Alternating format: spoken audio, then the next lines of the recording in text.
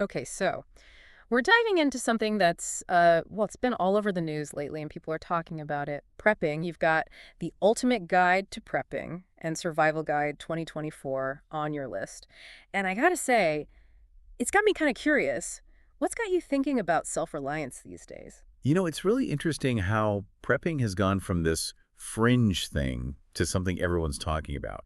It's not just about those doomsday scenarios anymore. It's more about being ready for, well, anything, really. Right. It's less about, building a bunker and more about being able to get back on your feet no matter what happens. Like, remember that ice storm a few years ago, the one that knocked out the power for days? Our whole street came together sharing generators, food, making sure everyone was okay? It really showed how important it is to be prepared, to have a community. Absolutely. That's a perfect example of how prepping has changed.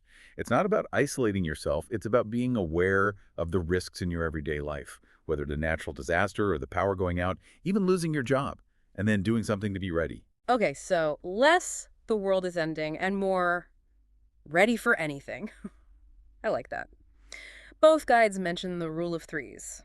Sounds kind of ominous, but it's really practical when you think about it. It is. That rule, 3 minutes without air, 3 hours without shelter, 3 days without water, and then 3 weeks without food. It shows how fast things can go bad and why it's so important to have those immediate needs met while you figure out what's going on and what to do next. So those first 72 hours are crucial. You've got to be able to take care of yourself and the people you care about while everything gets sorted out.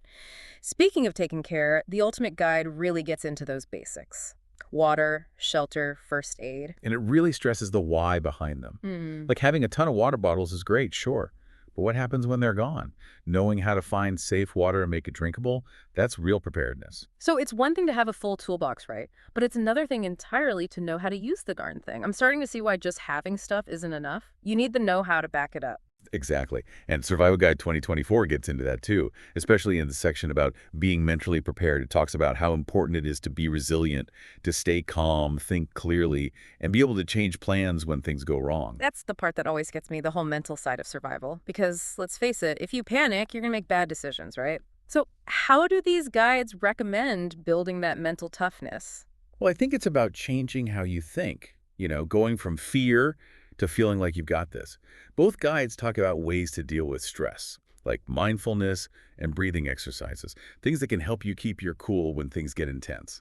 So, it's like training your mind to stay calm even when it feels like everything's going crazy. I get how that would be so important in a crisis. Exactly.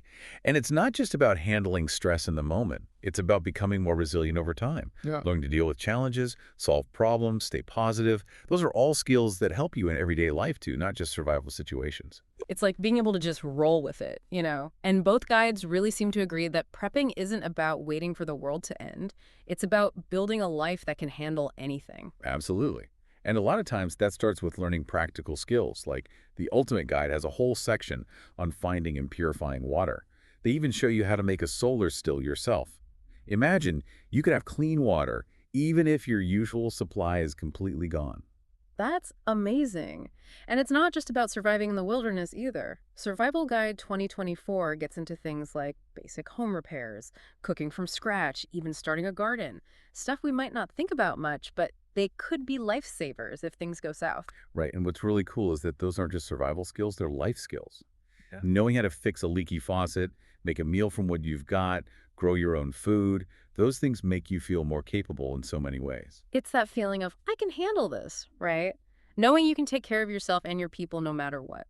And both guides seem to agree that being self reliant doesn't mean doing everything alone. For sure. Community is a huge part of prepping. If there's a crisis, having people you trust, people who can help you share what they have and get through tough times together, that's priceless. It's like they say, if you want to go fast, go alone. If you want to go far, go together. And Survival Guide 2024 actually gives you some real ways to build those connections now, like getting to know your neighbors, volunteering, even joining prepping groups. I love that they talk about that. It's realizing we're all in this together. Yeah. And that if we help each other out, we can build a future where everyone's more prepared and resilient.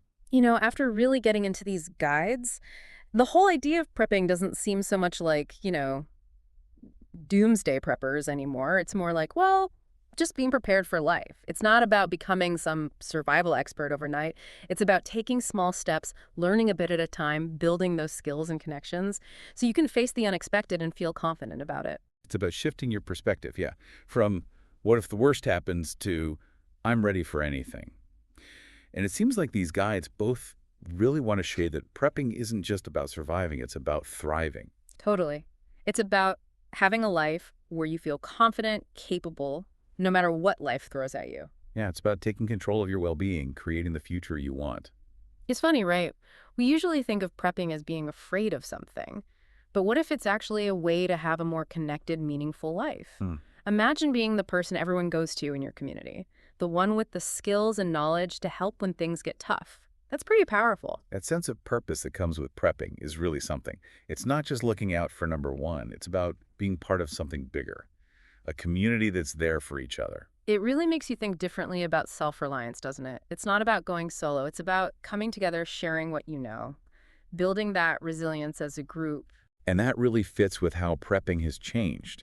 It's not about hiding in a bunker somewhere. It's about building those connections, reaching out to your neighbors, making a network of support that goes beyond just you. So as we're wrapping up our deep dive into the world of prepping, I won't leave you with this. What's one small thing you can do today to feel a little more prepared, a little more self-reliant, a little more connected to the people around you? Maybe it's finally learning how to change a tire, or planting those herbs you've been thinking about, or just saying hello to that neighbor you've been meaning to talk to. It doesn't have to be a big thing. Even a small step can get you moving towards a life that's more resilient and empowered. And you know what? You might just find that getting prepared like this helps you discover talents you didn't know you had, strengthens the relationships you already have, and helps you see how important community really is. Because when you get down to it, prepping isn't just about surviving the worst-case scenario. It's about being ready for the unexpected and making the most of it, no matter what. That's a great point to end on. Thanks for joining us for this deep dive into prepping, everyone. It's about, like you said, shifting how we think. Yeah, Instead of what if everything goes wrong, it's I'm ready no matter what. exactly. And it feels like both these guides, they really want to show that prepping isn't just about getting through something bad. It's about really living, you know? Totally. It's about having a life where you feel good, like you can handle things no matter what happens. Yeah, taking control, making your own future happen. You know, it's funny. We usually think about prepping and it's all about being afraid of something, but maybe it's a way to actually have a better life, more connected. Imagine being that person, the one everyone in your community knows they can count on, the one with the skills and the knowledge to help out when things get rough. It's a pretty amazing thing to be. It really is something, that feeling of purpose you get from prepping. It's not just about you. It's about being part of something bigger.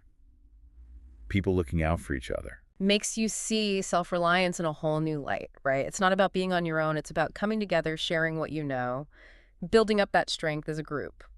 Exactly. And that really lines up with how prepping has evolved. Right. It's not about holing up in some bunker. It's about opening up, reaching out, connecting with your neighbors, making that safety net that's bigger than just you. So we've spent this whole time diving into the world of prepping, and as we wrap things up, I want to leave you with this thought. What's one little thing, just one, that you could do today to feel a little bit more prepared, a little more able to handle things on your own, a little more connected to your community? Maybe it's finally learning to change a flat tire, or planting that herb garden you've been thinking about. Maybe it's just saying hi to that neighbor you've been meaning to talk to. It doesn't have to be huge. Even something small can get you on the path to a life with more resilience, more power. And who knows?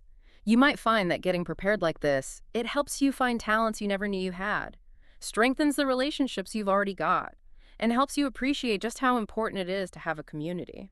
Because at the end of the day, prepping, it's not just about getting through the worst case scenario. It's about being ready for whatever comes your way and making it work for you. Couldn't have said it better myself.